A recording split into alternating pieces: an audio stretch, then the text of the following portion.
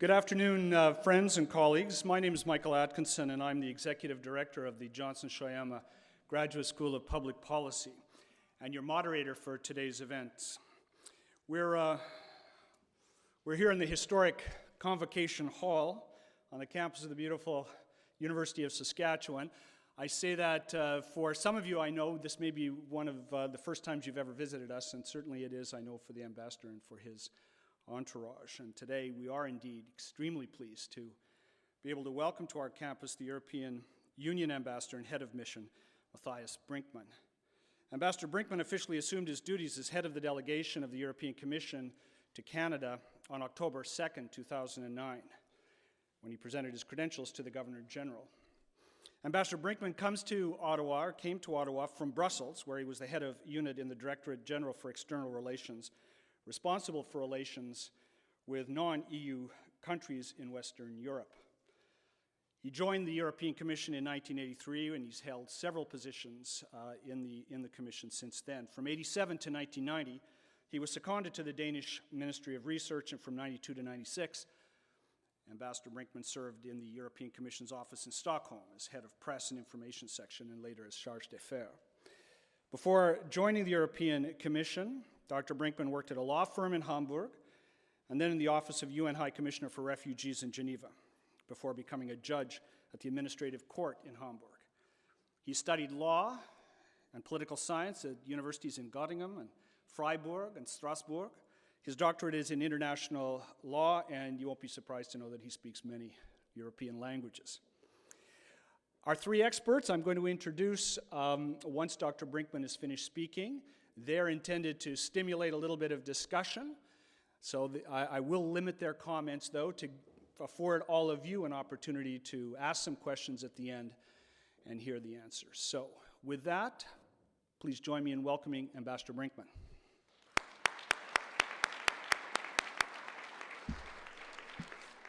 Thank you, Michael. Good afternoon, ladies and gentlemen. It's a pleasure for me to be here with you and talk to you about the European Union and the relation between the European Union and Canada. First of all, I would like to thank very much the University of Saskatchewan and the International Office and Michael Yu for organizing this event here. It's a great pleasure to be here, and as you said, I'm on my official visit here, which each ambassador to Canada should do, ideally during the first year of his tenure. But as you mentioned, I came in September, actually, 2009. And in October already we started these new negotiations on a comprehensive economic and trade agreement between Canada and the European Union. And that kept us very busy. And so then in the next year, 2010, there was the G8, the G20, and the continuation of these negotiations. And so I did some official visits then last year, but I couldn't do it to all provinces. And so it's only now that we come, but it's also very timely because these negotiations are coming to a critical juncture in the negotiations. I'll talk about that later. So I think the title is today is the European Union and Relations with Canada. And first I talk a little bit about ourselves, about the delegation of the European Union here in Canada, and then tell you a bit about the European Union. You read a lot of things in the newspapers and you see on television about the European Union, what's happening there. So maybe it's useful to put that a bit into perspective. And then explain how the relations between the European Union and Canada, the state of these relations and what we are doing, what we are busy doing right now. So the European Union has embassies, delegations they're called, all over the world. There are actually, I think, 133 of such delegations. And Canada was one of the first delegations we opened. It was in 1976 that the European Commission at the time opened a delegation in Ottawa. to intensify relations with Canada. And at that time, the first agreement was concluded, a so-called framework agreement between the European Union and Canada. And why does the European Union have embassies, one might ask? Because our member states, they're already, almost all of them, they're here in Canada with their own embassy. That is because member states transferred some of their own competences to the European institutions. So they no longer have these competences themselves. For example, international trade negotiations is a very good example of that. European Union is the custom union, and so member states cannot negotiate internationally about customs or customs duties and things like that, and that is the European institutions which have taken over. And in order to have a presence in the country where we are negotiating with, we opened a delegation there. And the same for development aid. The member states had colonies, and these became independent, and then part of the development aid was taken over by the European institutions. And also there, in order to administer projects, find projects, good projects, administer them, and disperse the money and so on, control it, if we had to be on the spot. And that's the origin of our network of delegations in the world. Here we are a relatively small office. We are 4 diplomats here, and with all staff, local agents and support staff, chauffeurs and so on, we are 10 people in Ottawa. 20 people in Ottawa. That's not much if you take into account the vastness of the country, and we have no network in the field like our member states. They have consular offices, and so we don't have that. So we concentrate in our work on relations with the government, with the administration, with other embassies from other countries there, and to the extent possible, we go into the provinces and we give lectures like this here, or we have centers of excellency which we fund at some universities where research is done and teaching is done on what the European Union is and how it works, and a couple of other outreach activities we have, like European Film Festival in Ottawa and Toronto, and things like that. So when I applied for this post and I got it, and my colleagues in Brussels, they said, "Oh, Canada, that's a great country. You will have a quiet time there. Relations are good and excellent, and nothing much happens."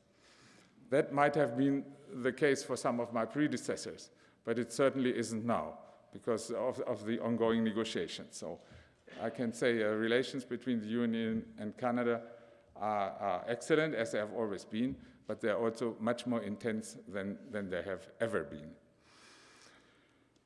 Now, about the European Union and some of the bad news you hear and you read about what's happening in the European Union, or rather in some of our member states, or some of our minor member states. This is presented in the media as terrible for the countries concerned, but terrible for the Eurozone, or terrible for the European Union as a whole.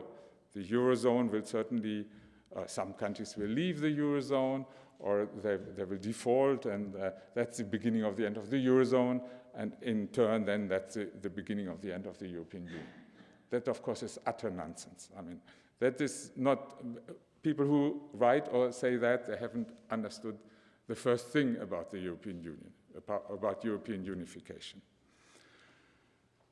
Now it's 61 years ago that Robert Schuman, the then French foreign minister, made his famous speech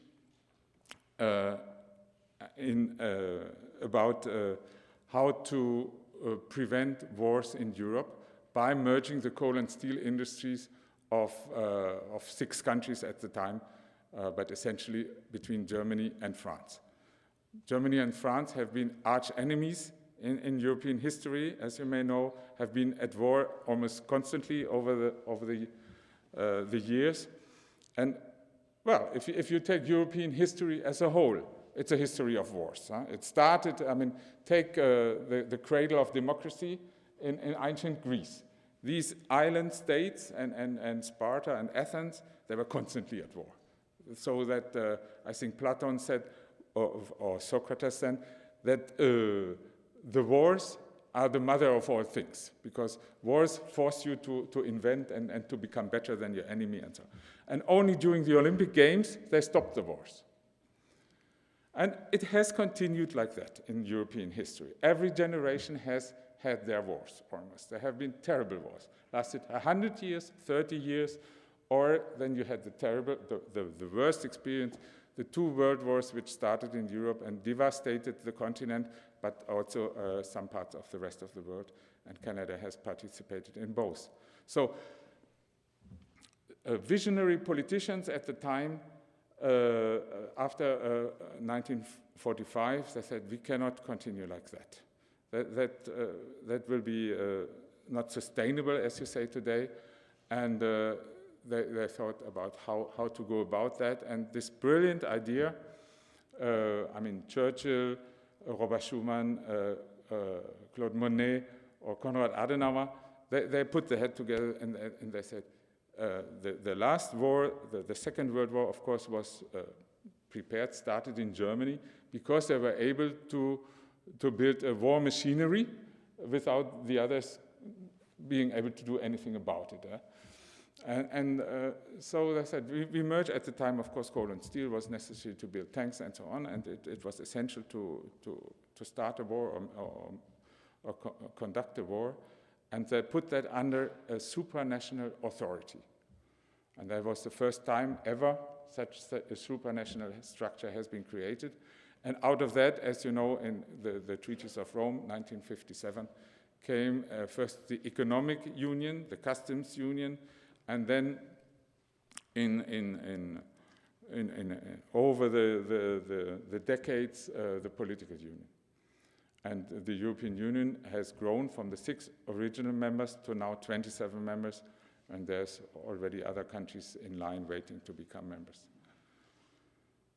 And this European Union is so essential for the haven of peace and prosperity which we have in Europe now.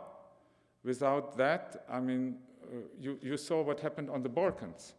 There was still these arch enemy sentiments which have been there since the Ottoman Empire or even earlier, between the different people living there together in Yugoslavia under communist dictatorship. But as soon as that finished, then it broke and you had civil war.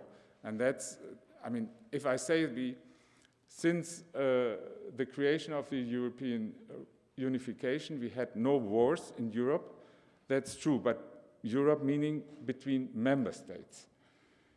But unfortunately, the Balkans were not member states, of course, and so that's our disgrace that we couldn't, Europe itself, prevent the civil war there, because European Union was not ready. We didn't have a real foreign policy, joint foreign policy, or military capacity, so we had to rely on NATO, and ultimately on the United States to intervene and stop the civil war in ex-Yugoslavia.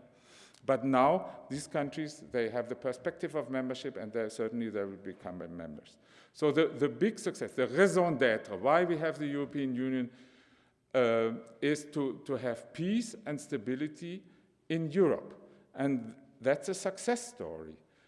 Not only do we not have any wars any longer between member states, but also we managed to absorb the eastern neighbors after the fall of communism without any bloodshed, without revolution. It was a peaceful process, and just the perspective of becoming member of this prosperous and peaceful union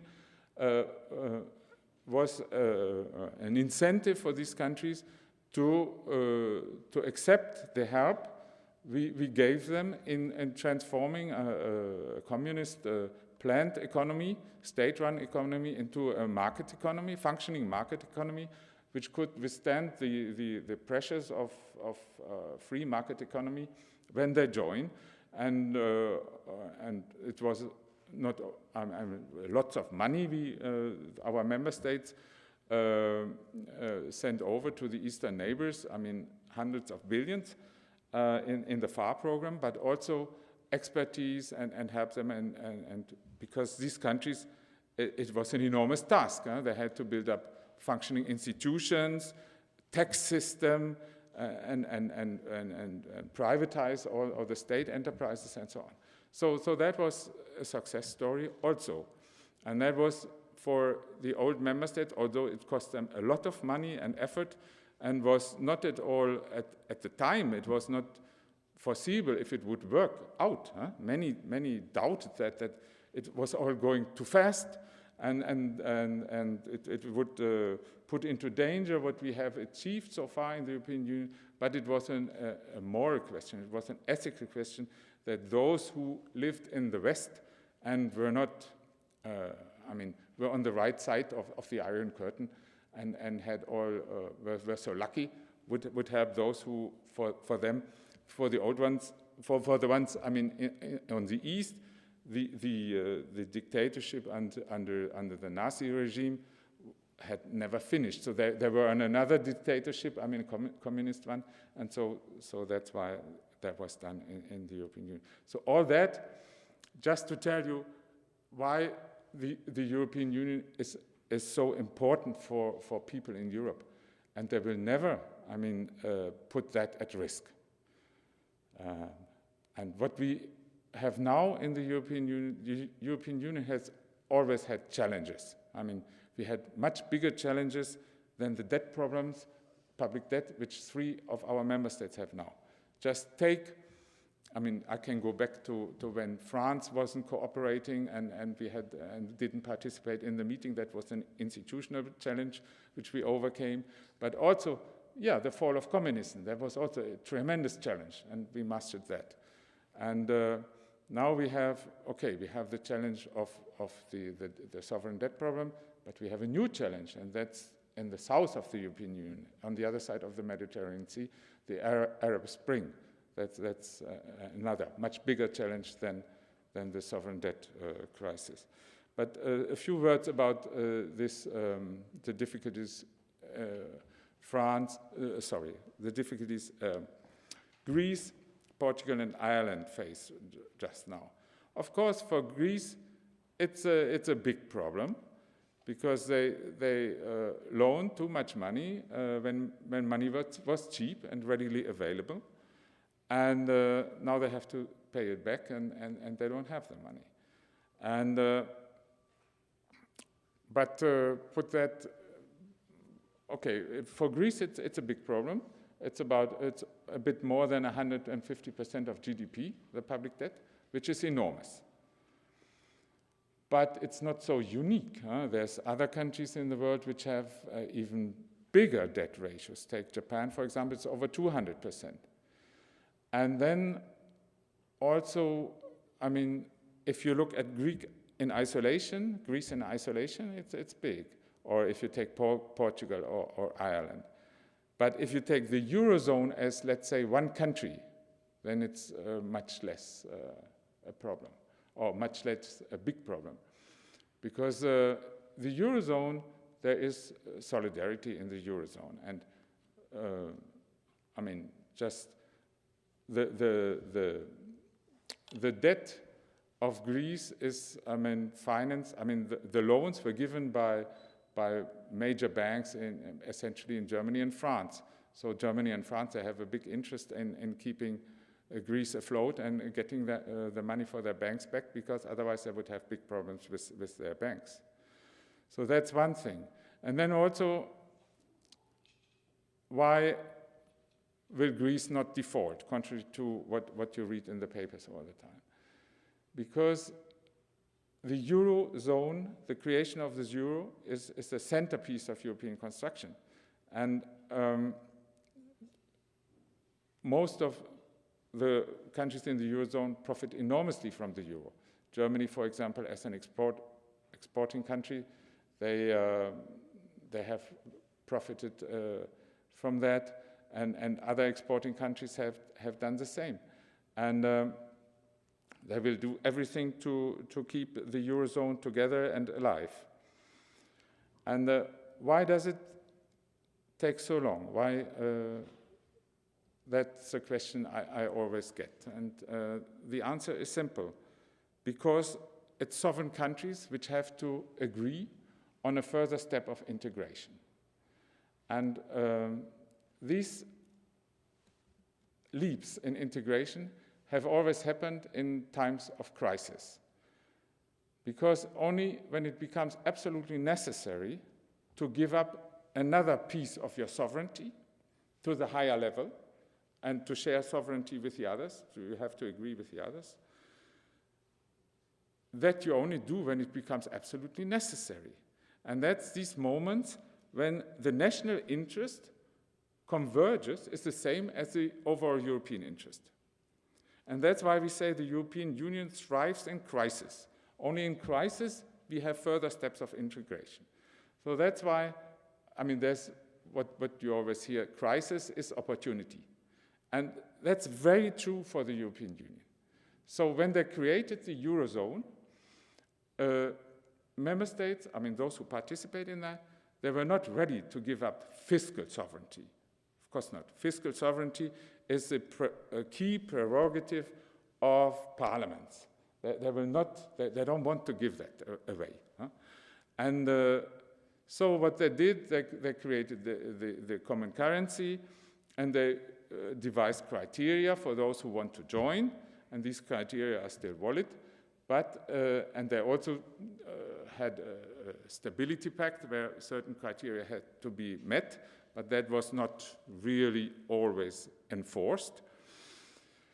And so the thing which they were not ready to do then, give up another piece of their sovereignty, they have done it now. And they have done it. They have, first of all, they have created let's say, a European monetary fund. That's what it is. A big fund of now 700 billion euros. It's almost $1 trillion. And to lend money or give guarantees to Eurozone member countries in difficulty. And I mean, it's a bit more complicated than that. There's now another fund, but this big fund will come into force 2013. And just to say, there's enough money, there's enough guarantees and enough reserves to help these countries out, and so that they don't need to default. I will not say here that they will never restructure. That can happen, but default, I think that's out of the question. And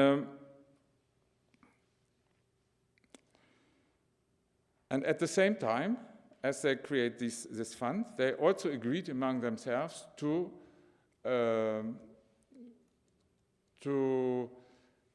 scrutinize the budgets of all members in the Eurozone.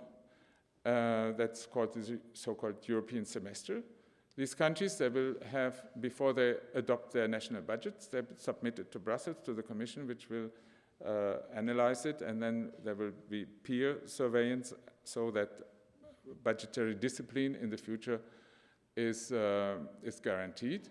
And that's I mean, a tremendous progress in European unification. I mean, no other, outside the European Union, no other country, sovereign country would dream to do that, unless forced by the IMF, for example.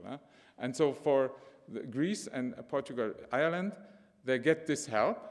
At the same time, they get very stringent conditions on that, so that they get out of their problems. And well, the economy in Greece, for example, is weak, so they will have to sell off public property like state-run businesses and even land the old airport and so on. But all this is in the same way as the IMF does on an international level. So the European Monetary Fund in collaboration, by the way, with the IMF. They do that with these 3 countries. So if you put it like that in perspective, and as I said, if you see the Eurozone as one country and maybe these 3 countries as provinces of the big one, for example, the Greek economy is only 2% of the overall economy of the Eurozone. And take a country like the United States, there's also, states in the United States like California have big debt problems, but nobody would dream about the United States unraveling or California defaulting. So that's one problem, and I think it's under control. And then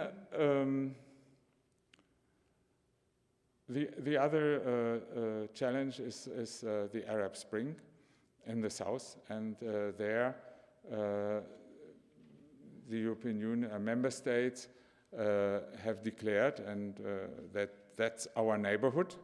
So in the first line, the European Union feels responsible to help these countries, and we have been preaching democracy, rule of law, and no corruption and so on. But now there's a chance that we can prove that we mean what we say and help these countries, and they're discussing, and we have just opened, as you might have read, an office in Benghazi on Saturday. So I hope that despite the economic problems that some of our member states have and so on, we will find the means and the money to help these countries in transition, that this transition is peaceful, that they build the institution, and in a way that we repeat what we did with our eastern neighbors, that we do it also with our southern neighbors. And then the European Union will expand further. So I've told you that the Balkan countries will join eventually. Iceland has applied, not out of conviction, but out of necessity, unfortunately. But Iceland is already in the European Economic Area. That's another around the European Union for some third countries like Switzerland, Norway, Iceland. We have created a European area where essentially the European laws apply, like inside the European Union. They have to take them over. That's the or the body of legislation which is necessary for the functioning of the internal market. Yes, so much maybe about the European Union. You certainly have questions which we can answer later on then. And so if I may now briefly about the relations between Canada and the European Union. As I said before, these relations are excellent, have always been excellent. We are like-minded countries. We have the same values. We defend them worldwide, the same values. And we have also the same roots to the large extent. So, of course, I don't need to explain that. So, but that doesn't mean that we cannot further intensify and deepen our relations. So there have been some treaties negotiated and concluded over time between the European Union and Canada. I mentioned the old framework agreement, but there's others like agreement on in the field on air transportation, for example, an open sky agreement which was signed in December 2009, and there's other sector agreements on research and technology cooperation and things like that, on passenger name records and so on. But what was lacking always was a real trade agreement. Huh? So the initiative for that was taken by Canada following 9/11, the thickening of the border with the United States, and then the economic crisis. So there was a need perceived by the Canadian government to diversify the economy trade with third countries away from the dominating North-South trade.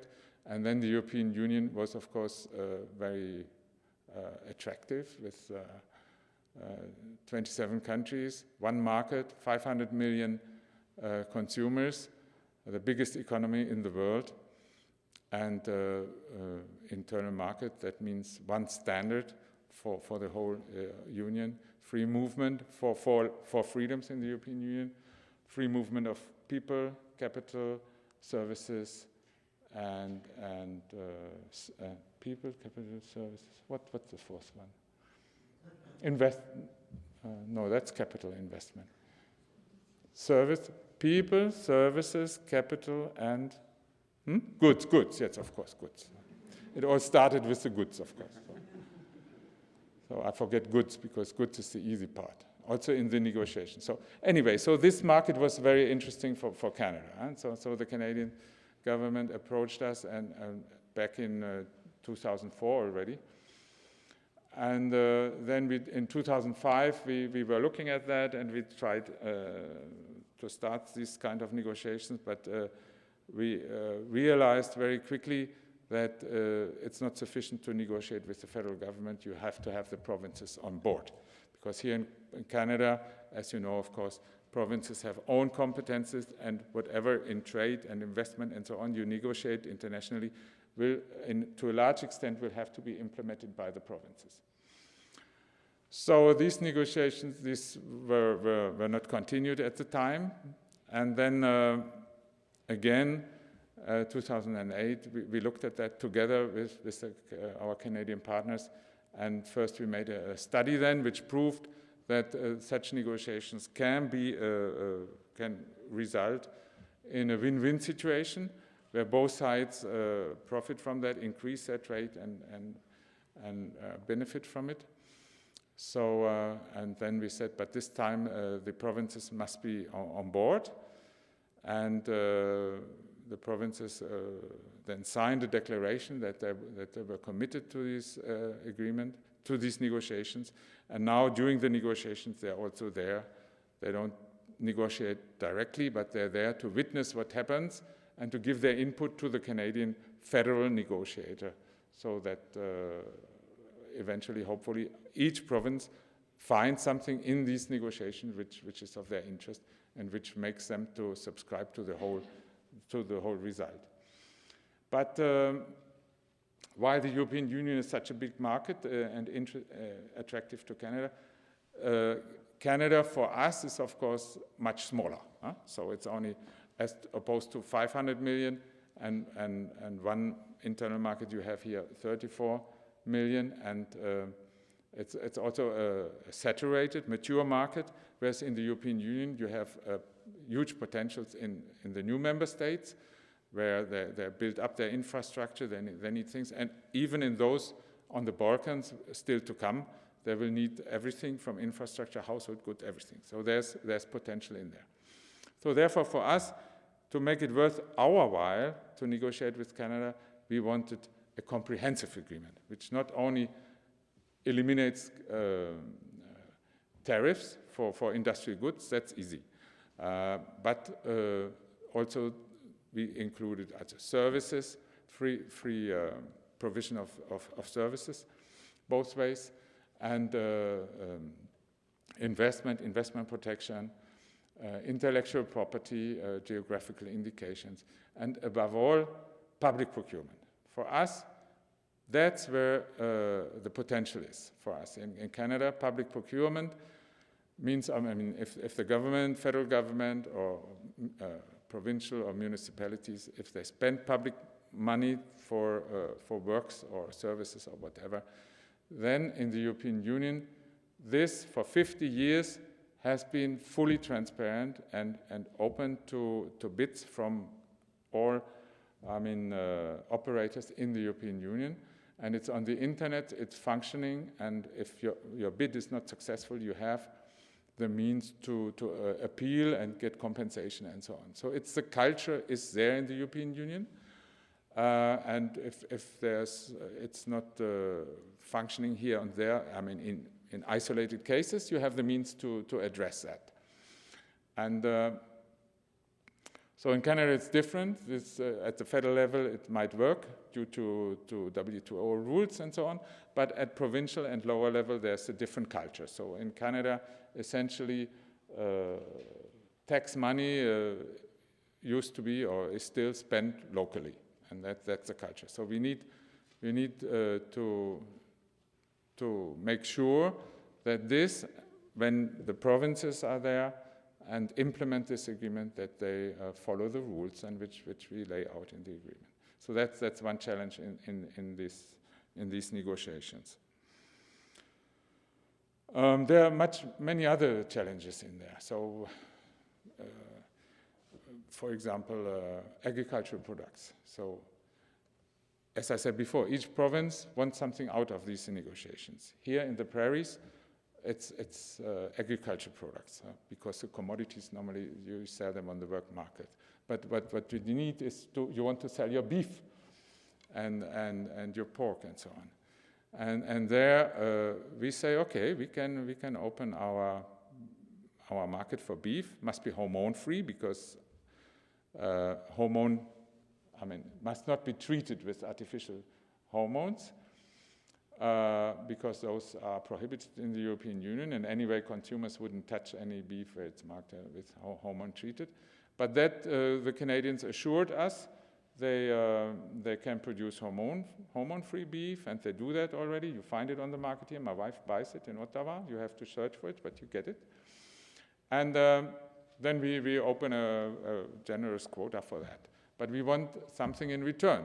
We open for your beef, you open for our cheeses. And there you have the supply management, which regulates strictly the quantities which come on the market, and the quotas we have for the time being are very, very limited.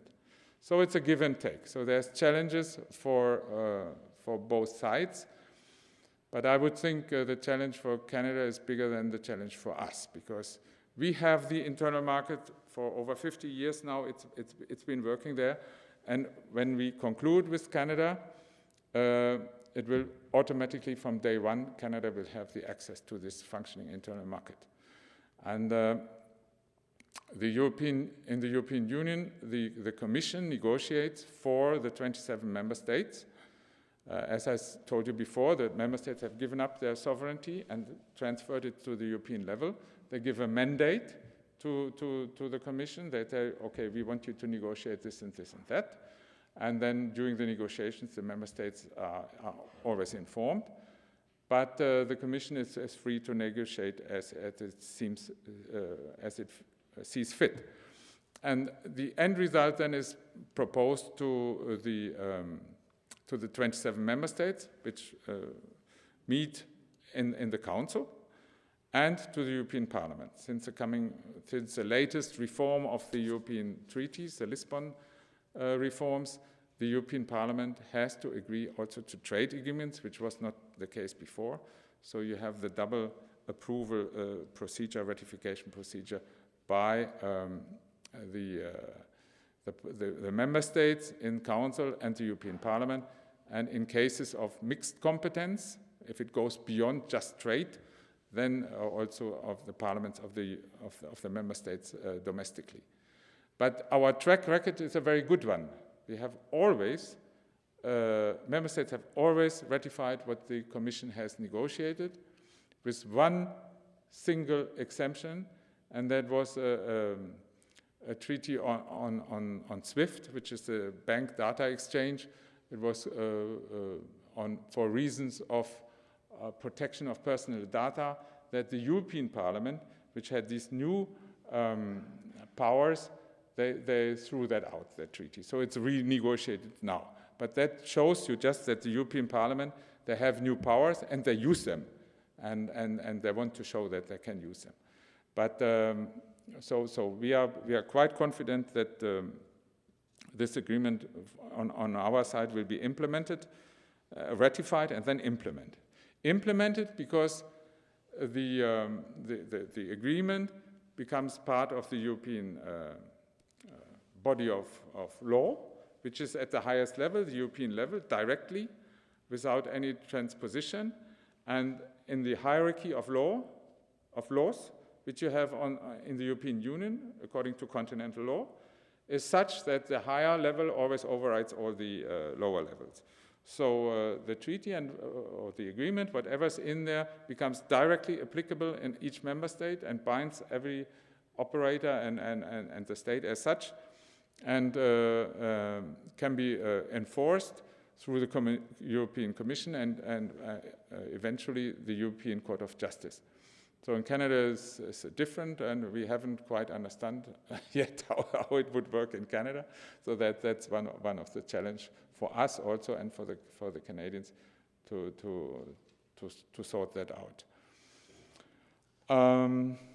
Yeah, well, I could tell you a lot more of what's in this agreement and the challenges we have. It's not only the beef, but it's also services and geographical indication, intellectual property, things like that, and investments. So you know what has happened here with potash and so on.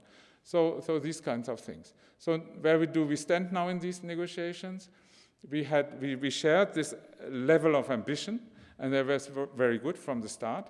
So we wanted to do a very comprehensive agreement, like no other agreement in the world yet, except for the European Economic Area, where our neighbors, they had to take over the whole body of legislation, which is not the case here, of course. You're not a neighbor, and the European standards which apply now de facto to the whole continent, except for Russia, but more or less the Western European continent. Canada is a different story, of course. We don't aim to harmonize our legislation. No, it's a trade agreement, but it's a wide-ranging trade agreement. So it's for the first time that we negotiate such an agreement with an industrialized country. And the latest we had done was with South Korea, but even with Canada, we go further than with South Korea.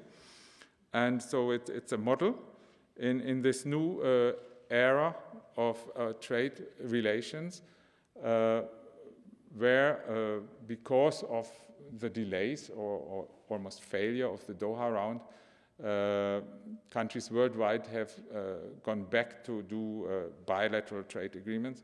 And so European Union was a bit late in doing that.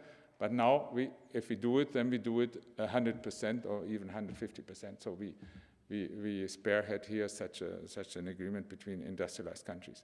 So as such, it's a very interesting and rewarding exercise. And so we had 7 rounds of negotiations, alternating between Ottawa and Brussels. And so far, these negotiations went very well because the will is there on both sides, and we have drafted texts, but with lots of empty spaces, brackets as we call them, in there, which need to be filled. And what we haven't done so far is made real offers on market access. And we had hoped to be able to make the first round, or ideally the whole body of concessions which we grant each other, before the latest round in April. Unfortunately, that wasn't possible because neither side was ready. But on our side in the European Union, the difficulty arose from the fact that Canada had asked in these negotiations to establish for the liberalization of services a so-called negative list. That means that only those services which are mentioned in the agreement are not liberalized, but all the others, and also possible future services in the internet area or whatever, you never know what the future will bring, they're automatically liberalized. And that was a Canadian approach, but in the European Union we had never done that. So in the past, we had a so-called positive list, so that only these sectors which are mentioned in the agreement are liberalized. And so now we are working with member states. We have succeeded in making them accept the idea, the principle of a negative list, but now each and every one of the 27, they come with all the lists which they want to exempt from the liberalization. And you can imagine that from one member state to the other, there's different sectors which are still protected in that country. And so pharmacies or whatever, you can imagine. So in order not to come with a list which is just off-putting, a big long list, so we are trying to manage that process in Brussels so that we can come with something realistic. And so that's why it takes a bit more time on our side. And on the other hand, here in Canada, you had these federal elections, which also delayed it. So, but we hope that for the 8th round in July now, that we will have enough, that we will have the offers ready, and so that we can go down to negotiating concessions, really. And then that will be the interesting part now. And as I said before, as concerns customs duties, that's the easy part for industrialized goods. It becomes more complicated when we come to agricultural products, or then even intellectual property and services and so on. So we set out at a very fast pace, and never before have we done so much in such a short time in international negotiations. And our heads of government, President Prime Minister Harper and Presidents Van Rompuy and Barroso, at the latest summit in May 2005, they said, okay, let's finish these negotiations by the end of next year. That is now end of this year. And we are still working for that target date, but it seems a bit more unlikely that we can make it. So, but still we hope that we will have a breakthrough before the end of the year, so that we can have our next summit, which is already overdue then, still this year, where then we will have as a deliverable for our leaders to announce that we have the breakthrough.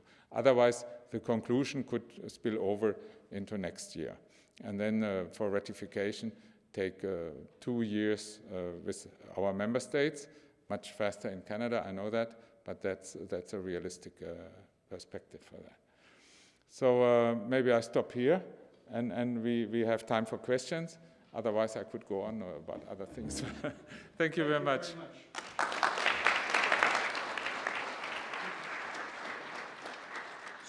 So to kick things off, we have 3 faculty members from the University of Saskatchewan. Actually, the first, Jeremy de Beer, is on loan to us from the University of Ottawa. I'll just introduce them all 3 very briefly, and then I'm going to ask them to say a few words, and then we'll turn it over to you. It's possible that the ambassador himself might like to respond, but we'll try to make sure that you all get a chance to ask some questions. Jeremy, as I indicated, is from the University of Ottawa. His expertise is in technology, intellectual property, international trade and development, and for these purposes, most important, he co-leads the Canada-EU Trade Environment Technology Exchange, funded by the European Commission. Robin Hansen, who's sitting next to her, is a relatively new faculty member here at the University of Saskatchewan. She's in the College of Law. She holds an MA in International Affairs from the Norman Paterson School. She completed her graduate studies in law at McGill University. And finally, Dr. William Kerr, professor and Van Vliet Chair in Agricultural Economics in the Department of Bioresource Policy and Business and Economics in the College of Agriculture and Bioresources here at the university.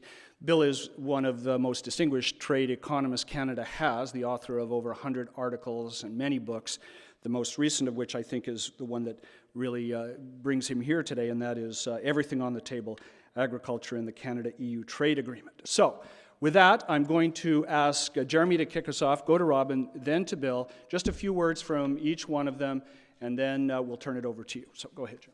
Thank you very much, Dr. Atkinson. I'll be brief, but I want to start with thanks and acknowledgement to Erica and Leanne and our graduate students from the Johnson Shoyama Graduate School of Public Policy for their logistical support today. Also to Dr. Atkinson in the International Office for the support of the institutions, and to acknowledge Rafał Lepkowski from the European Commission delegation to Canada and the ambassador for making this happen.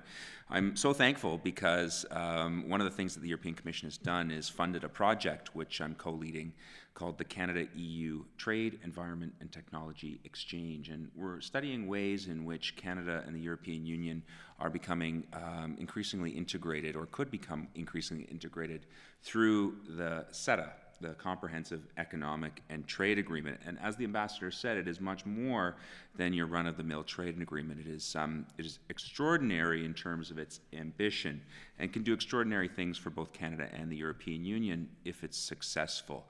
So what this project has done is a series of events. We started off with seminars. Our premise was that in order to move negotiations forward, better understanding was needed, better understanding in Canada by Canadians of how the European Union works, and vice versa, better understanding by members of the European Commission about how Canada works.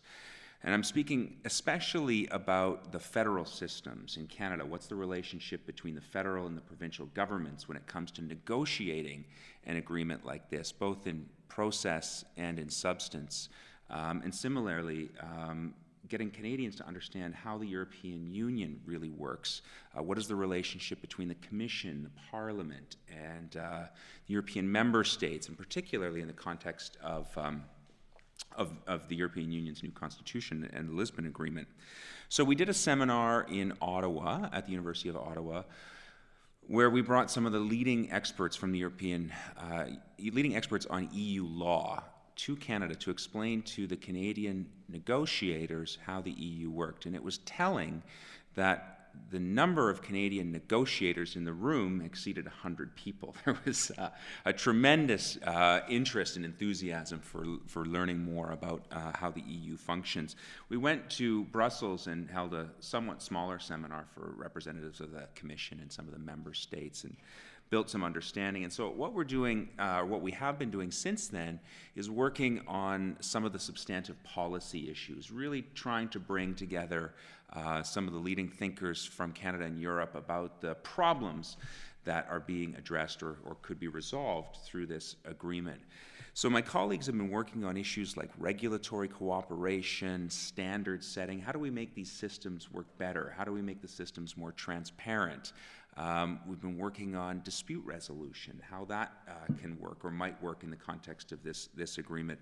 My own interest is in intellectual property and technology, and so I've been looking at everything from copyright reform for the digital era to biotechnology patents and geographic indications, which are essentially labels or brands that indicate the origin of goods, whether it's champagne or cheddar cheese or anything in between, really is what the negotiations are trying to resolve. So anytime you have deeper integration on a scale that's hoped for in the CETA negotiations, you're going to have increasing complexity, and that complexity is going to increase especially where you have federal systems. If we can succeed in overcoming some of these challenges, the agreement will be path-breaking. As the ambassador said, it will be the first agreement that is as ambitious as this is in terms of its scope, in terms of the scale of integration and the potential for cooperation that exists. For Canada, we have a tremendous amount to gain, not least of which is access to a market of 500 million people. That will help us diversify our trade balance. It'll reduce our dependency on trade with the United States, so it could be very, very good. And I think it's a way for Canada to increase its level of influence in the international scale by cooperating with the European Union. For the EU, I think this is a fantastic way to connect with a bridge into North America and to increase its transatlantic trade. And perhaps more importantly, a way to promote the EU model of integration as an example that other countries might follow. And for both countries, I think this is a way to move forward in what's essentially been a stalemate in organizations in advancing trade and integration through the WTO. So in general, I think there are substantial benefits for everyone involved, and this project, which I'm working on, and has been pleased to support this event, is working on moving forward. Thank you. Well, I guess it's over to me. Well, I'd like to very much thank the organizers for the invitation and also like to thank Ambassador Brinkman for visiting us at the University of Saskatchewan. It's a real delight to have you here. I'd like to raise two topics, one of which you mentioned in your speech, and the first is how post-Lisbon, the European Parliament has an increased role in approving treaties before treaties get ratified, as compared with the Canadian Parliament in Ottawa. So why this is important is that the negotiators can come to an agreement as to what the text should be, but fundamentally, before that text becomes international law, it has to be ratified. And in the European system, that means that the European Parliament has to approve by a majority vote the text of that treaty, whereas in Canada, there doesn't need to be a vote at the House of Commons in order for a treaty to become ratified and to become international law. Now, in order for the international treaty to actually become Canadian domestic law, there certainly has to be domestic legislative input. But in order to create international law, in order for the treaty to be ratified, the European system is quite different post-Lisbon than the Canadian system.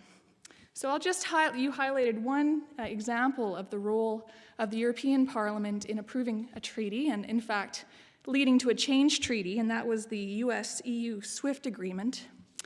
And so I'll just elaborate a little bit on that, and then provide another example of how, in my view, the European Parliament could add another layer of public input and public debate that's missing in the Canadian system and could ultimately have an impact on the final contents of a Canada-EU Comprehensive Economic and Trade Agreement.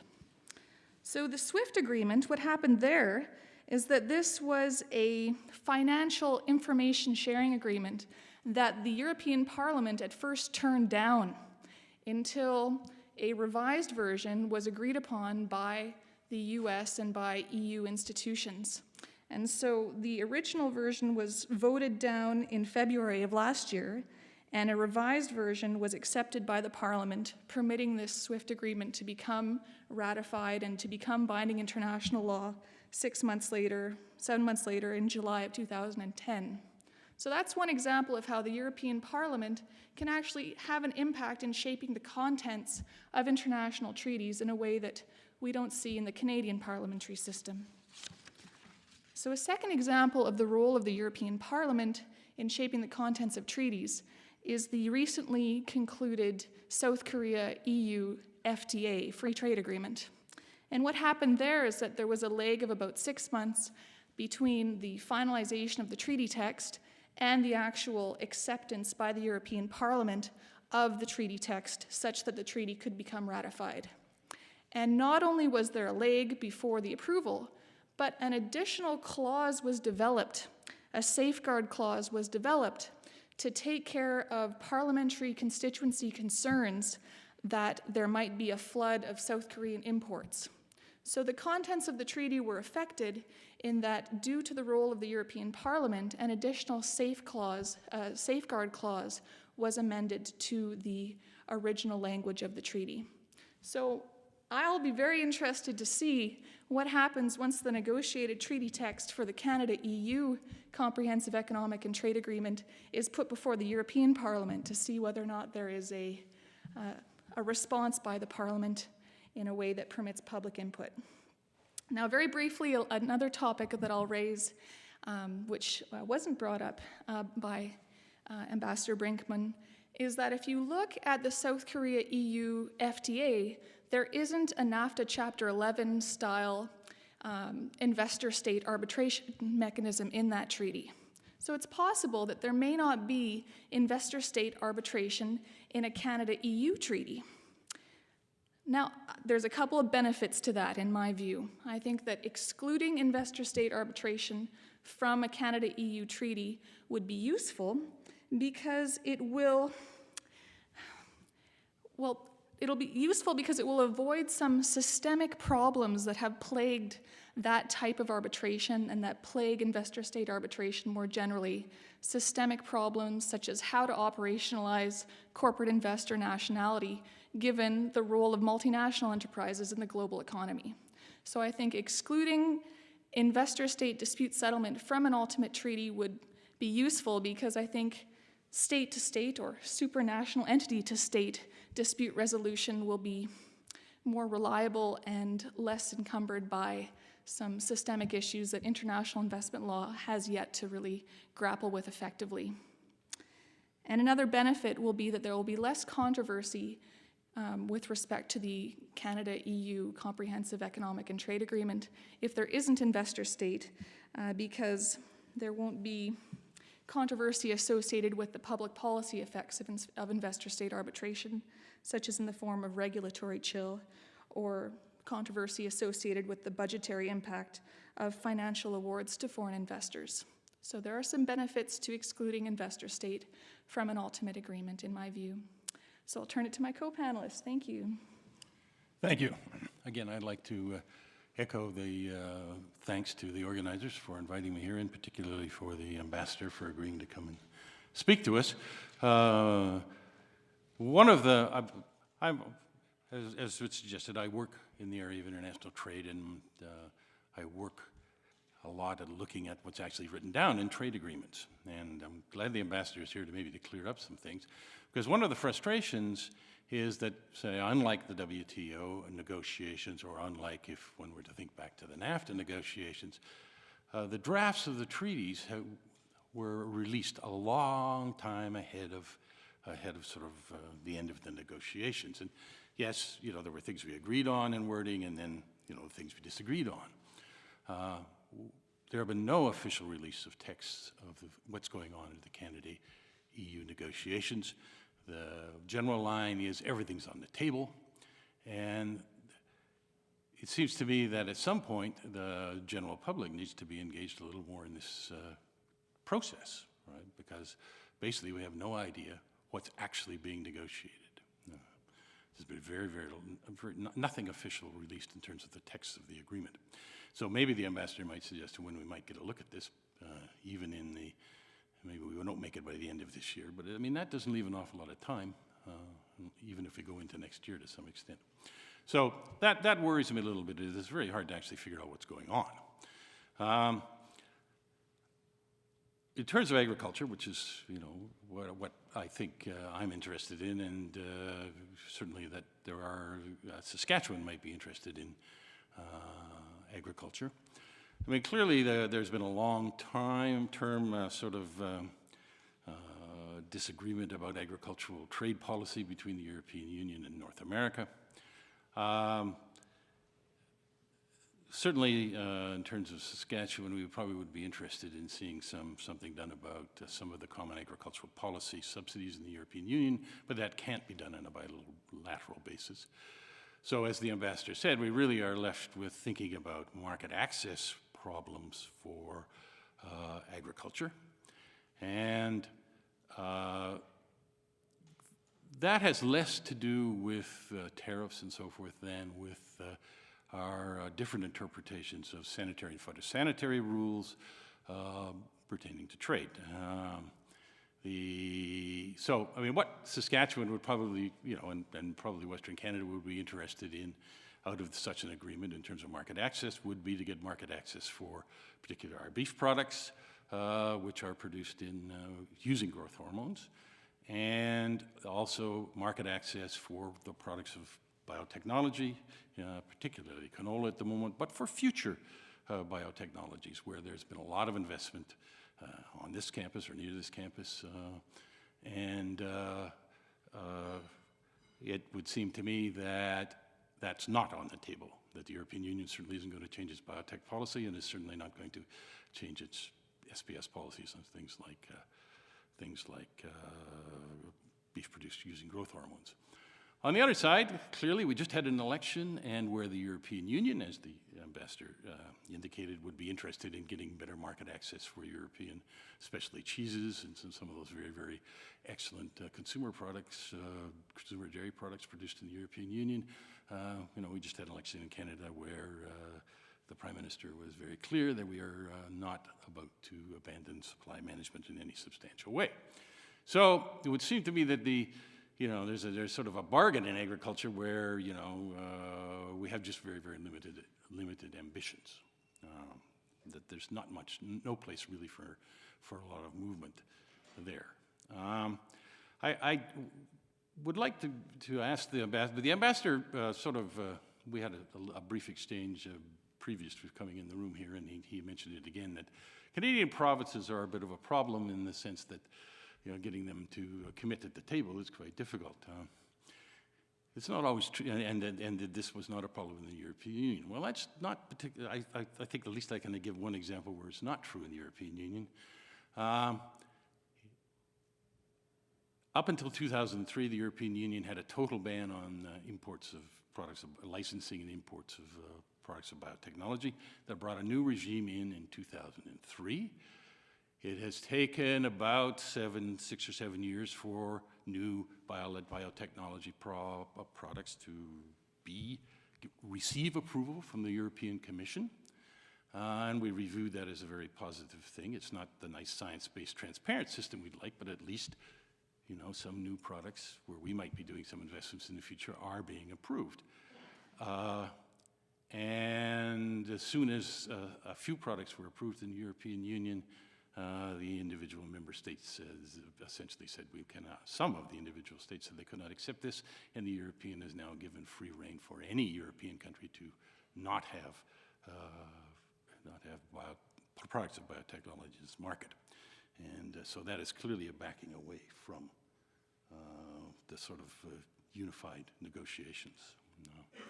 I think that there's a couple of other areas, and maybe that are, you know, in this, because we don't know what's in the negotiations, what's happening in this sort of the black box. One is, again, on geographical indicators, where I think it's very important what comes out of that, not just because, you know, there may be some contentious areas of Canadian trademark law, but also that any commitments we were to make to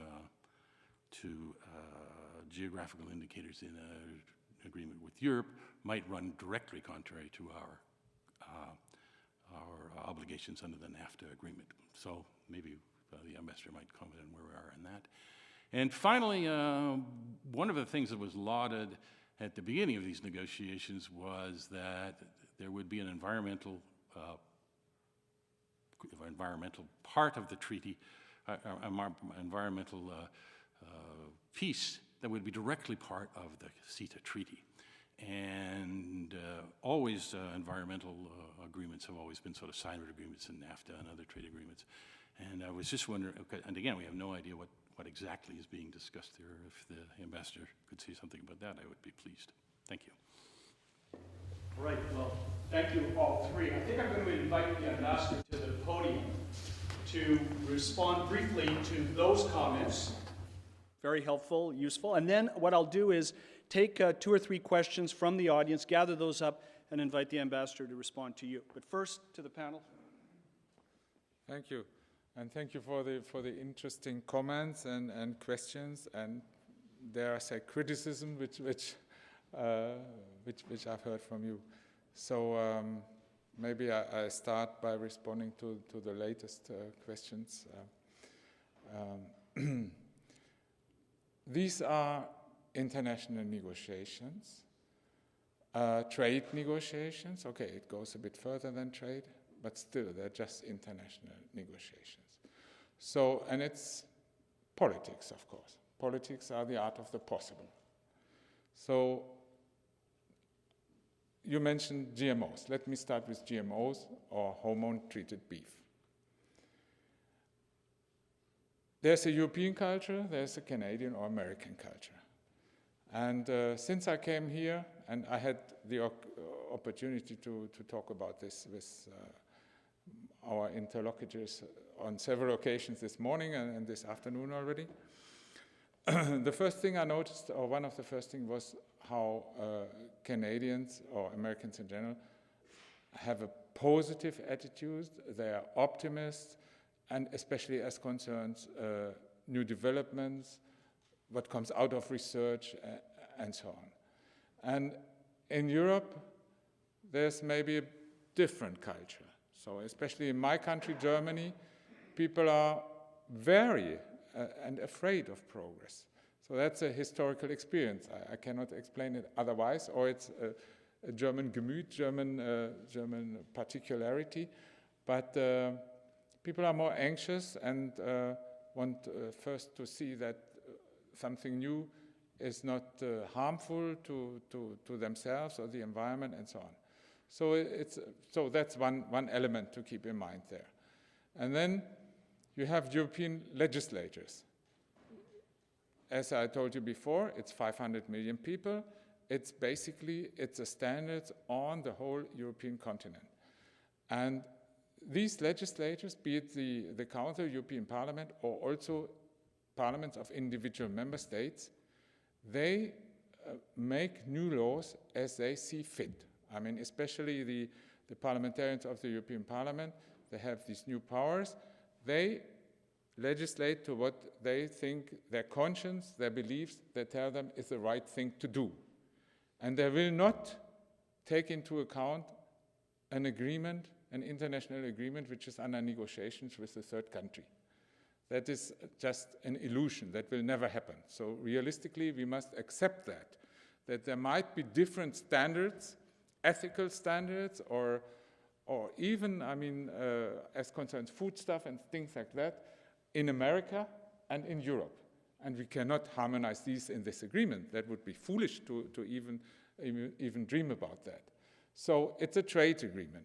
And therefore, and as I said before, I mean, it's not only the parliamentarians. The people in Europe, they will not touch hormone-treated beef. It would have to be marked. It would be unsellable.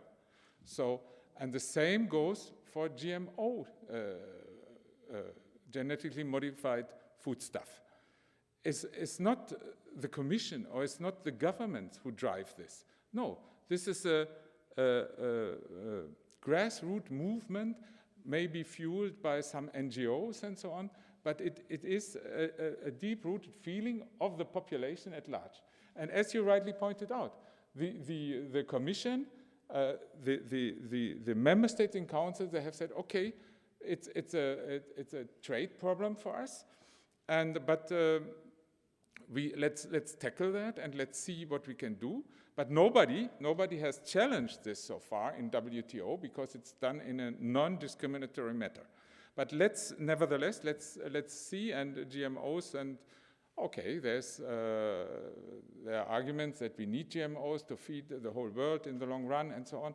So they have set up an agency and they test these and prove eventually, as had happened, that they, from all that can be said at this point, they're not harmful, neither to humans nor to the environment. But from there, to make it acceptable to the legislator or to the consumer, it's still another story. Because, as you said, some have been approved, 11 have been approved so far, as far as I know. And how many are cultivated? Some courageous farmers, they have tried that. They have put it, but it has to be marked. It's genetically modified. And then you have grassroots initiatives there or farmers next to it. And then at the municipal level, it's voted down, and then he has to close it again. And so it doesn't work in Europe. For the time being, it doesn't work. Maybe there's a learning process. In the long run, you never know what happens. But this is ethical and considerations. And our lawmakers, they do what they think is best for themselves and for the population. And so I wouldn't think that this will be a stumbling block in our negotiations. Both sides, they recognize what the situation is and what's possible in these negotiations. And so you said it yourself, and I said it also before, we concentrate on market access. And so we know that we won't change the GMO regime in the European Union. We won't change supply management in Canada either. That would be too tall an order, and it's not in the cards. So that's why we concentrate on market access. We think that supply management, and others in Canada, some also the wheat board, whatever, you can think what you want. I mean, other countries, I think New Zealand, they have phased out their supply management, and we in the European Union, we still have milk quotas and so on. We are phasing out that also. So we have done a lot, also subsidies, and so to roll that back. But these are long-term things which you do autonomously, not in the context of free trade negotiations. So the beef, I already said, we open a big quota, I mean, commensurate, comparable to what you offer us, let's say, in cheeses and dairy and poultry products. And and the fish comes also into the quotation, and it's a difficult negotiation, of course. But so that Canada can sell this hormone-free beef, and it's worth their while because the price difference is such that even with the higher production cost, it's still very profitable to sell that on the European market. And then another thing you mentioned was that the texts are not public yet. But that's how you negotiate bilateral trade agreements internationally. Yeah? In the WTO, it's a different thing because it's a multilateral thing. But I mean, I would even think that the Canadian side is more secretive than what we are in the European Union. We share everything with our member states, and many things leak out by nature. And so, I mean, the European dealings in Council or in Parliament anyway, everything's open, and we have these rules on public access to official documents and so on. So it's, but here in Canada, and I can tell you, even we are sometimes frustrated by this secrecy, because there are sometimes Council of the Canadians or others, they say this and that, and then we cannot, anyway, we don't want to get into an argument with them. I mean, we do that privately. Maud Barrow, she comes in June to talk to us, and we have interesting discussions, but not in the public. But I think as long as the Canadian government was on a minority government in particular, so that they didn't want to have this as a big open discussion in the public, especially at a stage when it wasn't clear yet what the concessions would be.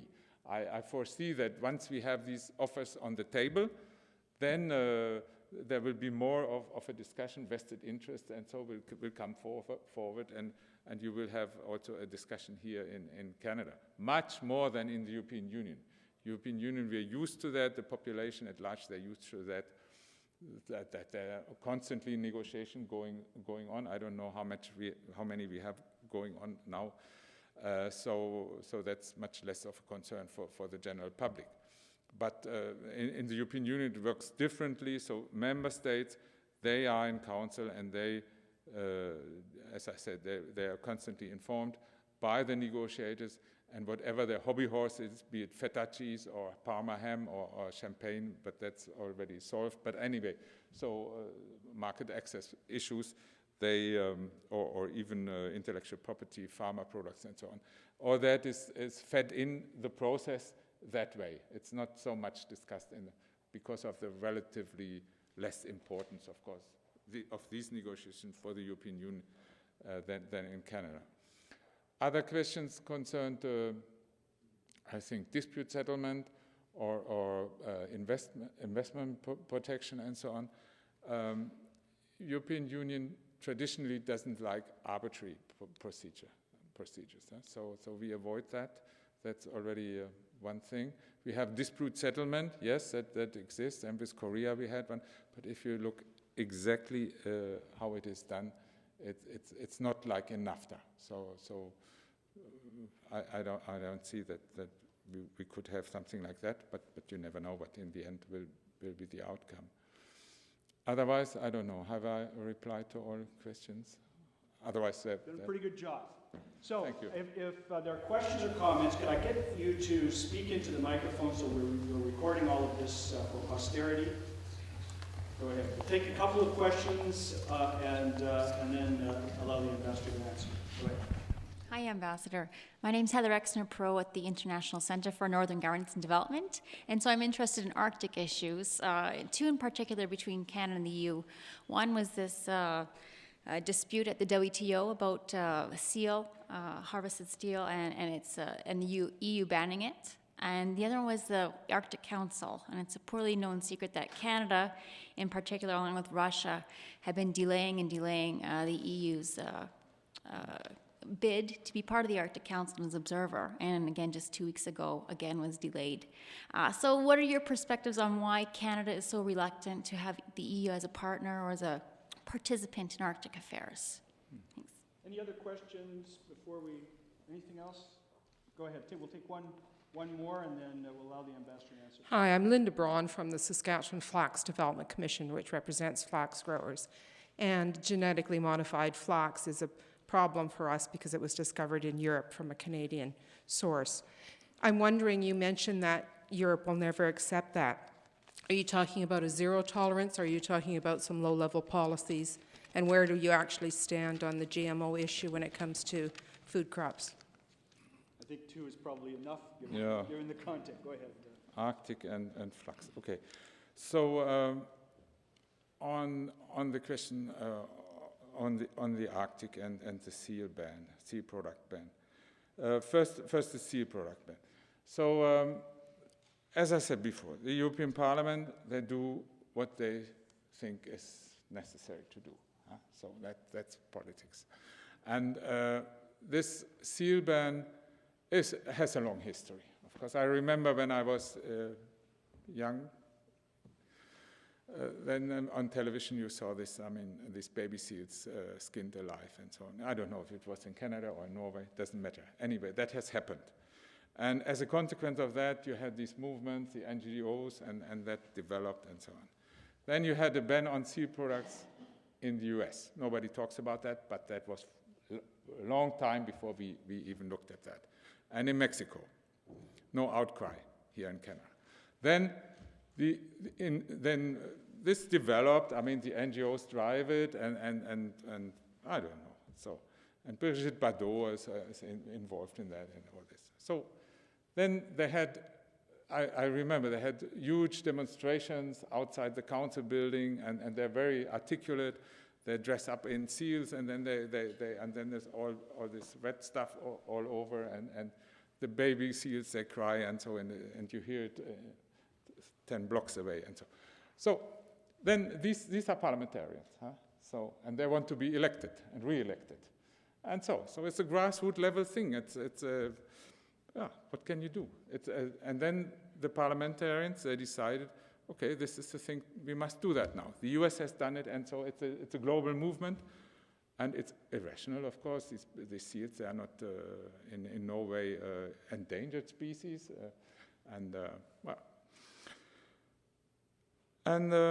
so it happened. But the Commission, nevertheless, she managed to introduce in that legislation exemption for Inuit hunted seals. So the consequence of that is that the Inuits on the European market now, they have a monopoly for their products, but they argue that the price has tumbled down and it's not worth a while anymore. But the Inuits in Greenland, for example, they see an opportunity in that. And the fur products or whatever it is, not the meat, I think, but the products, they sell them on the European market, and so they have this monopoly. And the Canadians could do the same. But in connection with these negotiations, so you know that Canada has taken this seal product ban to the WTO. And also to the European Court of Justice, and these procedures are ongoing. And whatever the outcome of that is, we think it's non-discriminatory because it concerns also Swedish. They still hunt seals, the Swedes, but they cannot put the product on the market, or the Norwegians via the EA. The Norwegians have also took us to court. Of course, we will abide whatever the outcome of these legal proceedings will be, but for the time being, we have agreed together with Canada to say, okay, this is a problem which happened, is out of our control, but we contain it in these legal proceedings in WTO and the Court of Justice, so as it does not interfere with our ongoing negotiations in the mutual interest. So that's a very civilized way to deal with that, I think. So that's a parliamentary democracy, and you have to accept that. Then the other question on the Arctic was about our observership in there, the observership of the European Union. That is the Commission for the European Union, to be exact. We are already observer in the Arctic Council, but we are a so-called ad hoc observer. There are other observers, like the Red Cross and other international organizations, who are permanent observers already. And the difference between permanent and ad hoc is that permanent, you have the right to be even in commissions or working groups, whereas the ad hoc, there can only be in the plenary and must be invited each time again. But the European Union has an Arctic policy. We have a stake in the Arctic. We have 3 member states which are Arctic countries. That's Finland, Sweden, and Denmark via Greenland. So we are there, and we have the European Union as such has an Arctic policy, and spent over 200 million euro over the last 10 years for research in the Arctic, and we have done a lot for indigenous people in the Arctic. It's essentially the Sami population in Europe, and they appreciate very much this channel they have now via the European Parliament and the regional organization in the European Union. And we do a lot also on the environment, as you know, where we are at the forefront as concerns control of pollutants and of course, greenhouse gas emissions and so on, and that is very important for the Arctic. So, and then, of course, the European Union is a big shipping entity. We have shipping interests there and transport interests. And more important even is that this Arctic policy is shaped in Brussels on this supranational level. And we have these 3 member states. You could say, okay, you are already there with your member states, but they have maybe their own interest, own agenda. But in the end, they're bound by what is decided in Brussels, because what's decided by qualified majority in Brussels, that is binding for member states. So we think, and that's the way we have argued here with the Canadian government, that it's in the interest of all members of the Arctic Council that those who decide on or shape and prepare and then decide on our Arctic policy, which is binding for our 3 member states, but also which has a direct impact of what happens in the Arctic via pollution and so on and research, and that they know what's going on in the Arctic Council. We don't want to become a member in the Arctic Council. We don't want no voting rights, but we want at least to have the same status there as, let's say, the Red Cross. What is the Red Cross doing in the Arctic so far? Nothing. So, and other international organizations. But we are there, we are active, and what we do has a direct impact on the Arctic and the people living in the Arctic. So we convinced all of the members of the Arctic Council, and in the end we even convinced Canada. So there was a success before the meeting in Nuuk. But then I wasn't there, but we had our observer there in Nuuk. And so there's, of course, a dynamic in these negotiations there. And so the Russians, they were opposed, not so much because of us, because of the European Union, because of others who also wanted to become observer in the Arctic Council, and notably China. And so that's why this time around, they managed to agree on criteria for observership, and that's very good. We fulfill all these criteria, there's no problem with that. But they didn't decide on who would fulfill this criteria. So that is now prepared for the next meeting in 2 years under Swedish chairmanship, and we are confident that next time we will be among those observers who will be admitted. And by the way, they did away with the distinction between ad hoc observers and permanent observers. So all the observers, they will be in the same situation, and they will, I mean, at the same time, they reduced the access of the observers. They will not be allowed in working groups, but only in the plenary, and they will not be able to speak. That, on the other hand, we think is not so good for us, for the observers in general, because then you will not have ministers going there. If they can't speak, they won't come. So you will only have officials then from us, but at least, so, but it's not for us to decide what the Arctic Council should do. It's it's their prerogative. It's those who are Arctic, above the Arctic Circle, and even more those who have Arctic coastal states. Huh? And so just a final word on that. We have never had any problem with Canadian sovereignty or so, and we agree that the UNCLOS, the UN treaty on the law of the sea, that applies, and we don't need a new regime for that. We fully agree with the Canadian position, and there were, I mean, to tell you the full picture, there were some parliamentarians in the European Parliament which, before, they said, oh, we need a treaty like in the Antarctic. Huh? But this is just some parliamentarians. I mean, that was never the official position of the European Commission or of the European Union as such. So, I mean, this problem is solved. We are happy with the outcome of Nuuk, and we are confident that we will be among the observers, and that's fine.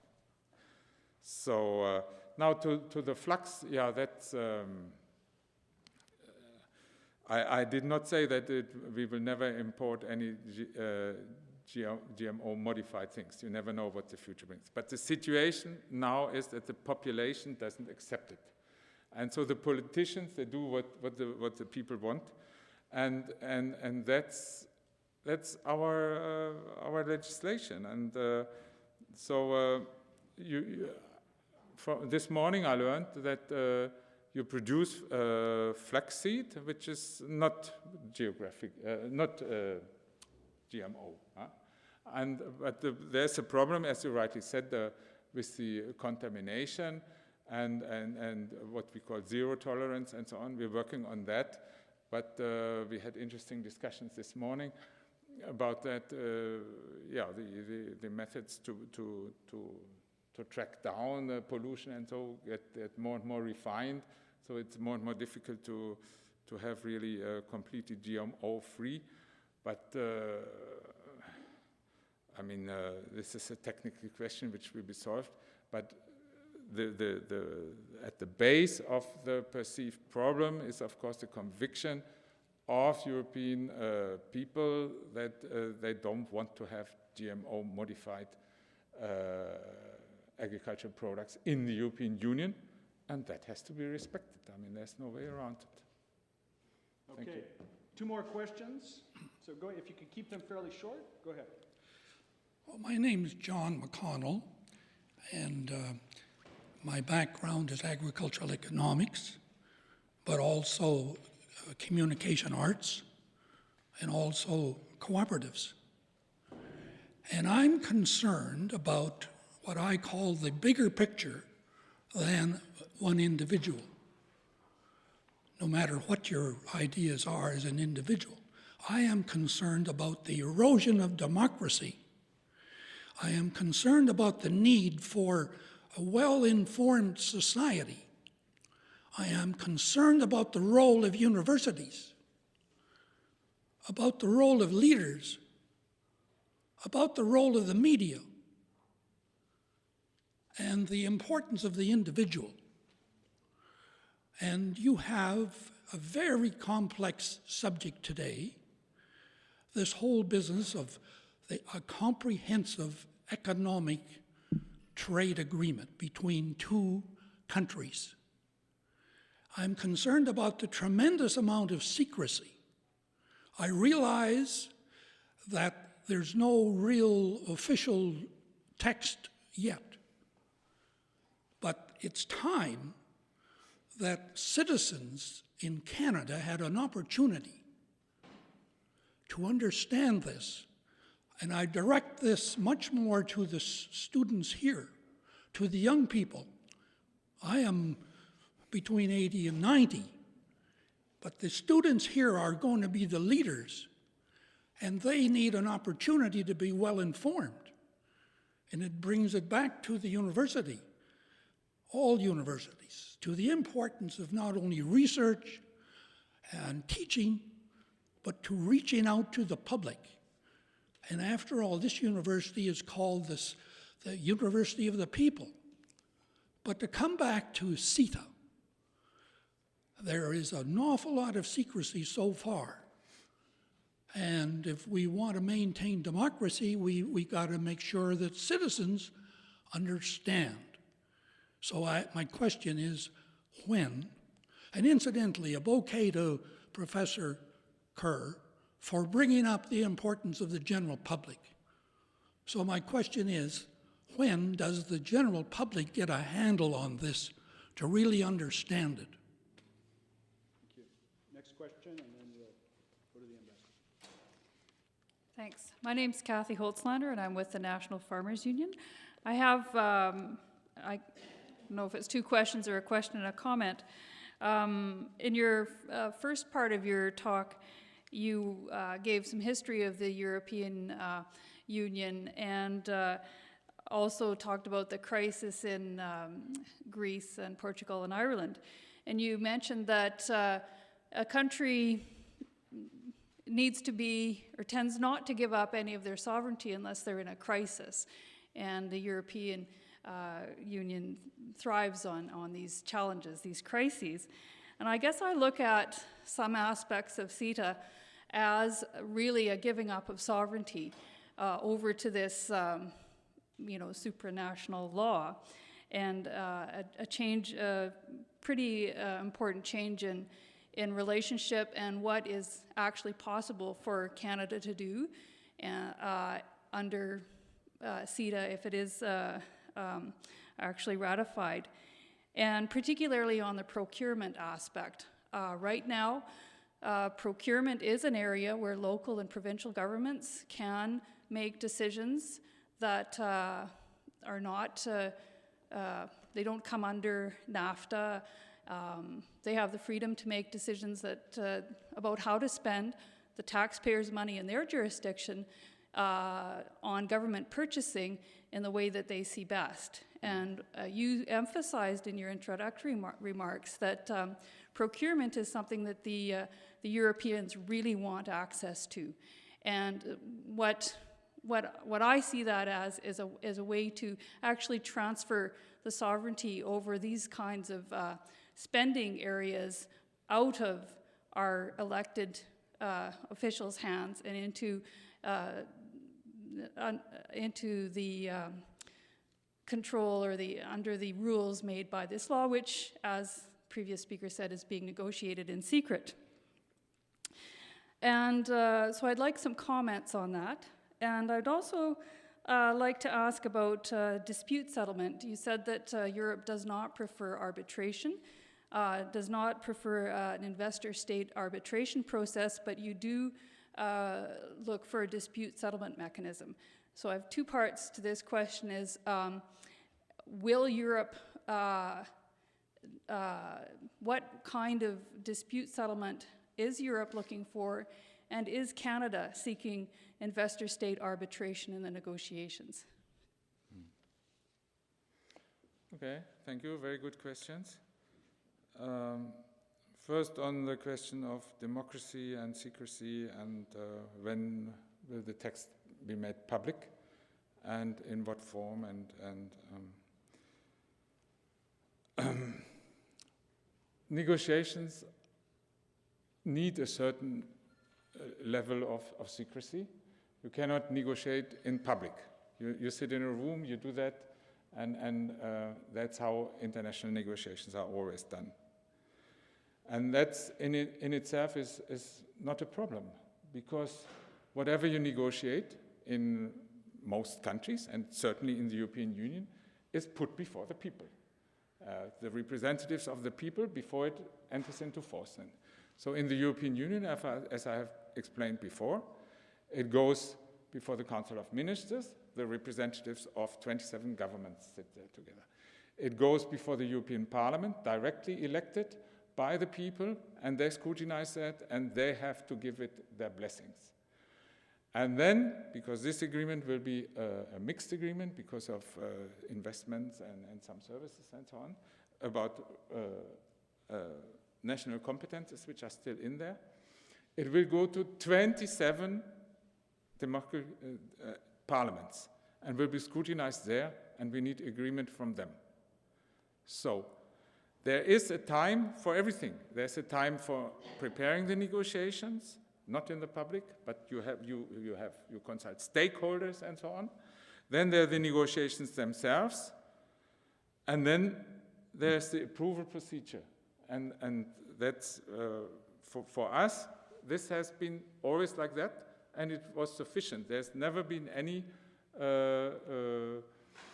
concern like the one you put forward in Europe for that. So people are confident that it's negotiated that way, and then through all these consultations which take place, and the fact is that except for this notable SWIFT agreement, in the end, it was always accepted, the outcome of these negotiations, by all these parliaments and by the Council. So the situation in Canada might be different. It's not for me to comment on Canada's constitutional setup. We have heard about it, but then your question should be rather asked to the Canadian side than to the European side. We negotiate like we always negotiate, and for us that's the perfect system which has proved its feasibility. And by the way, I mean, the text as it is now is not interesting because there's no concessions in there. So once these concessions are made, and then somehow it will always leak out. I mean, somehow, and then you can be sure there will be a discussion much more in Canada here because it's so important for Canada and because this agreement will be groundbreaking than in the European Union, where we have already concluded a multitude of such agreements. Not to that extent, but people are used to that, and as I said, they follow the sequence of the approval procedure. And the other question concerned arbitration and public procurement. Yeah, so I agree with you that this is a challenge for Canada and a change in culture, but we need that because, as I said before, that's where we see potential on the Canadian market for our exporters, and we have it in place. Now, the only thing we need to negotiate now is the thresholds. The thresholds are important, of course, because if you go, it doesn't make sense already because of the distance, so that when a municipality, they buy ballpoint pens or stationery or so, to put that on public procurement. But in the European Union, it goes down very far, even to things like that, furniture or what do I know. So, but here we will certainly not see that. So there will be much higher thresholds. So that in itself already excludes a large part of public spending. But if it concerns like bridges or big infrastructure projects, then it makes sense, I think. And it makes sense also for Canada, because for the taxpayer, it makes sense.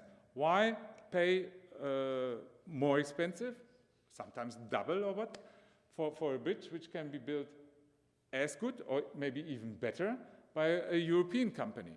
We have seen cases like that here in your close neighborhood, that bridges were built by a European company, and the mayor in question said he was highly satisfied with that, but he could do that only because he wasn't running for office again. So he awarded this contract to a European Austrian company. They built the bridge perfectly. It was in the budget, in time, and to excellent quality. And it was much cheaper than what he would have had to pay to Canadian companies.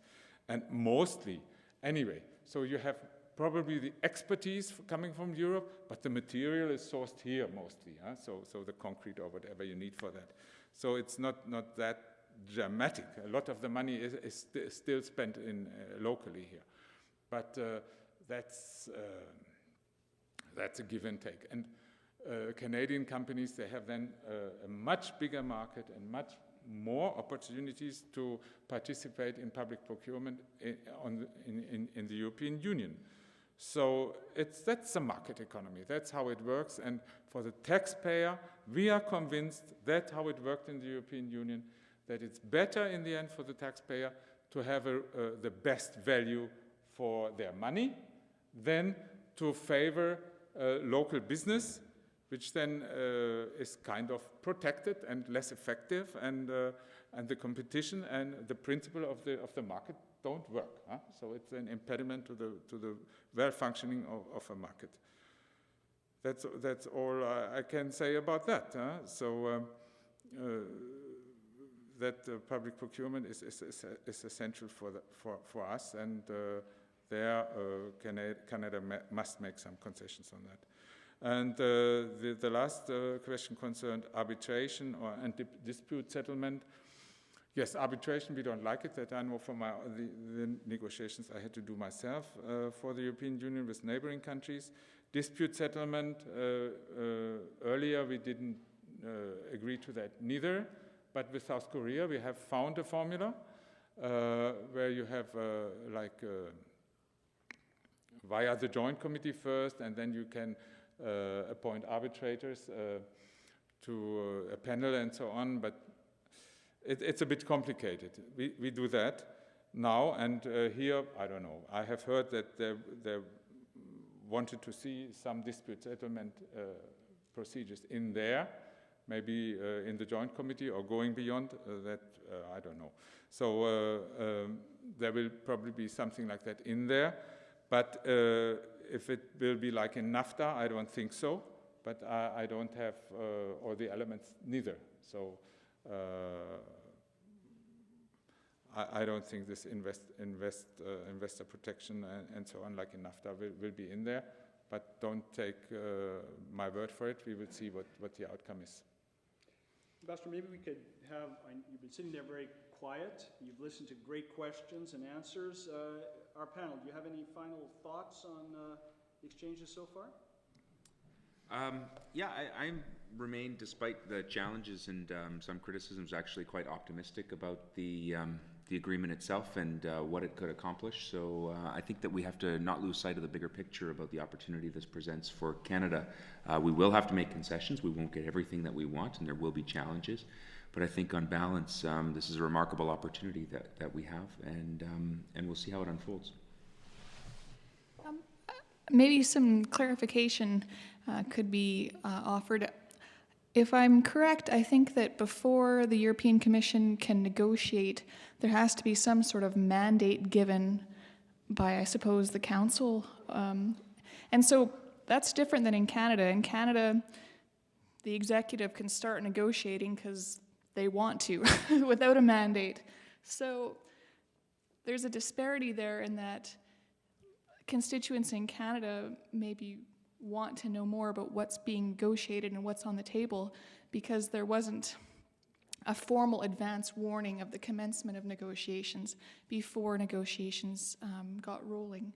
So perhaps you can just clarify what happens in the European system before negotiations are approved. How does the Commission get its mandate to negotiate? Yes, I think the pre-negotiation phase is more or less comparable between the European Union and Canada. In Canada, you have just one country, so you have one government.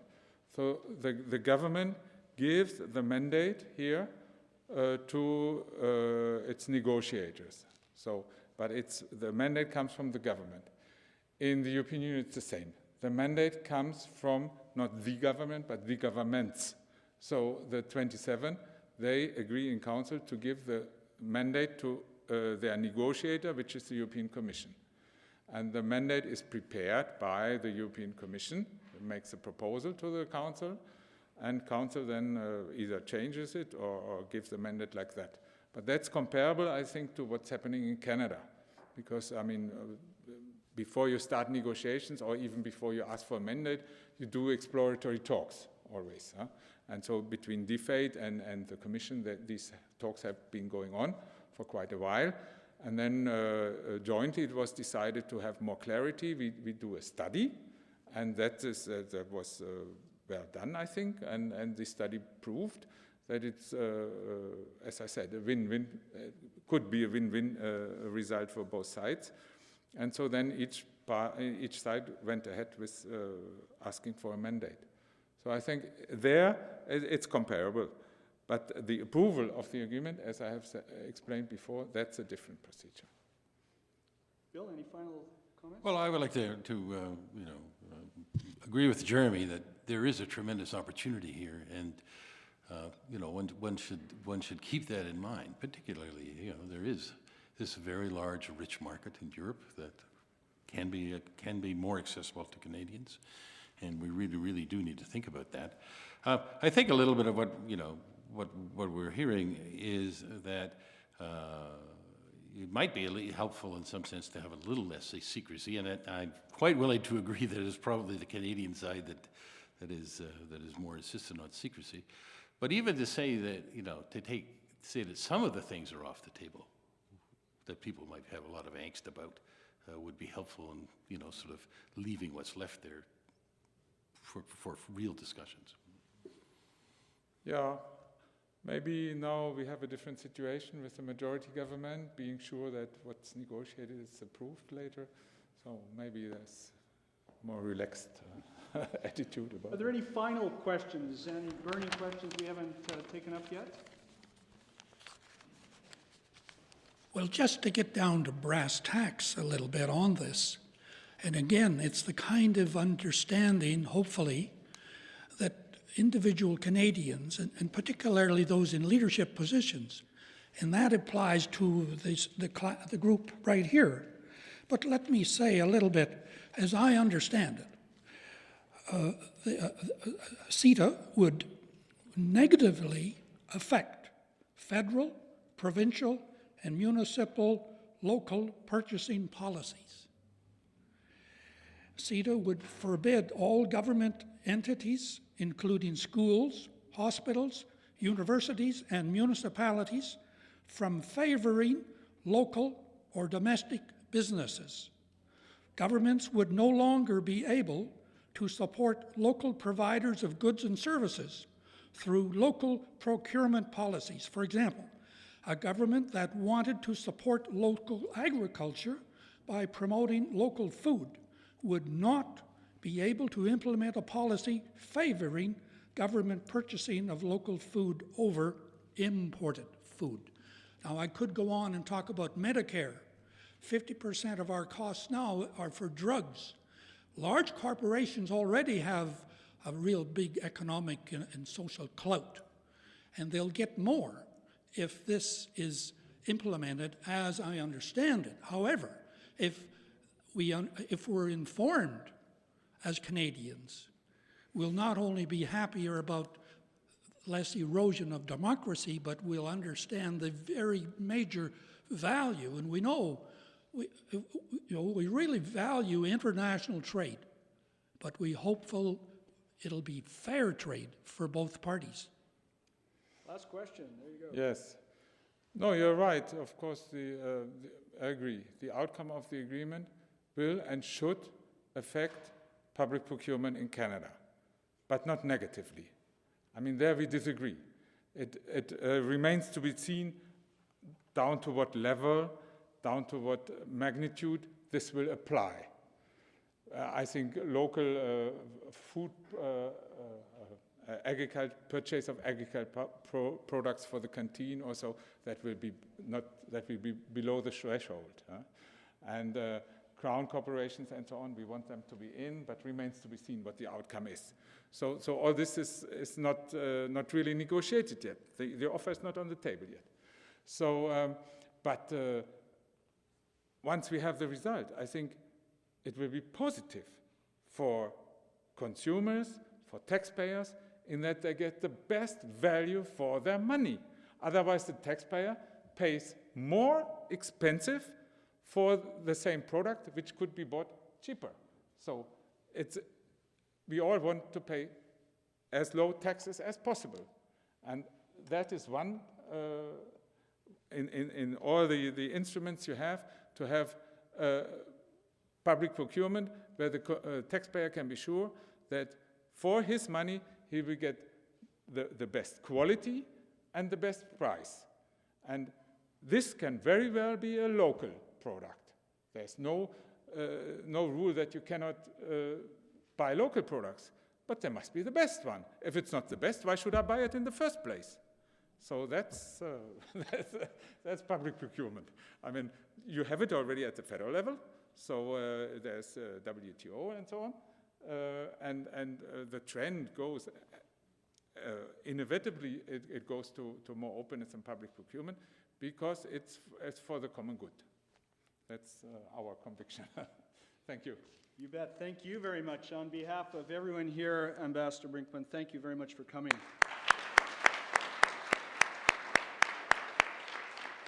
The Johnson Shoyama Graduate School is really proud to be able to be part of this kind of event, but I want to recognize, as others have, the cooperation and collaboration of the International Office. I want to recognize Jeremy DeBeer, who has personally put some of his own resources behind this event, making it possible. I want to thank the other panelists for their great observations, and you for your spirited questions, the Ambassador for his forthright answers. On behalf of everyone here, thanks very much for coming. Thanks very much, Ambassador. Again, it's been a really great session.